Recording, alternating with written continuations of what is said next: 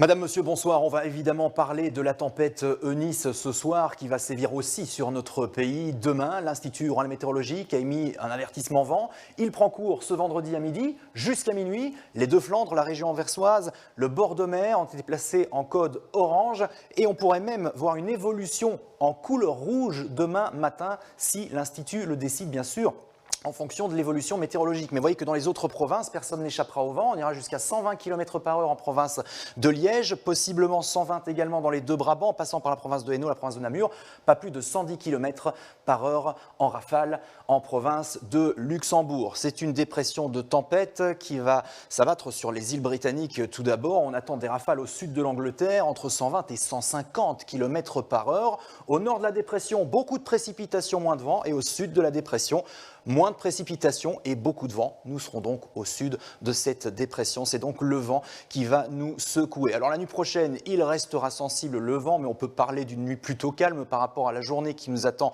demain. Ensuite, dans le courant de la nuit, ce que l'on appelle un front froid, donc une première partie de perturbation amènera quelques gouttes de pluie à partir de l'ouest. Les températures seront toujours positives la nuit prochaine, comprises entre 5 et 7 degrés. Donc le réveil se fera dans la grisaille et progressivement l'intensité du vent va augmenter.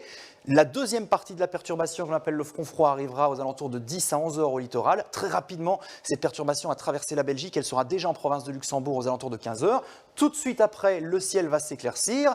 Et vous allez me dire, après la perturbation, le coup de vent sera passé. Non, le coup de vent arrivera après, lorsque le ciel sera bien dégagé. Coup d'œil aux températures maximales, toujours de l'air doux, de 10 à 12 degrés. Et regardez l'évolution des rafales de vent. On voit bien qu'elles vont augmenter au fil des heures de la matinée. Le pic de vent se situera entre 14 et 20 heures. C'est à ce moment-là que le vent sera le plus fort. Il faudra patienter jusqu'à 23 heures, voire minuit, avant de retrouver des rafales inférieures à 60 km par heure. Le ciel sera donc dégagé. Retour de quelques gelées en Ardennes entre vendredi et samedi. Samedi sera effectivement sec avec du soleil, des éclaircies. Avant le retour de la pluie, ce sera en fin de journée par l'ouest, de 5 à 9 degrés.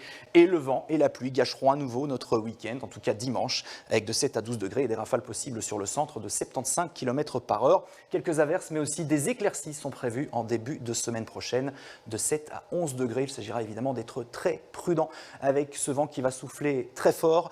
Bernadette sera fêtée demain. Nous allons gagner 4 minutes de clarté et tout de suite votre série policière Balthazar sur la une. À bientôt.